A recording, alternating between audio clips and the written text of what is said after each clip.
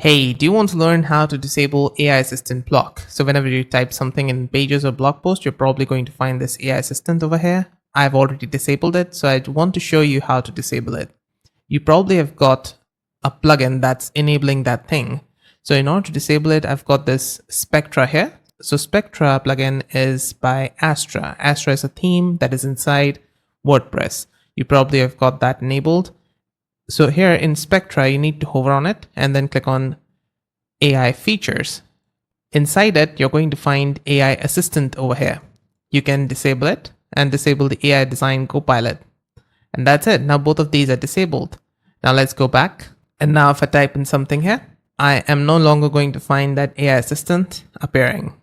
And that's it. That's how to disable AI Assistant in WordPress. I hope this video helps solve a problem. If it did, let me know with the like and comment. And on the right hand side, you're going to find more WordPress related guides and fixes. See you there and bye for now.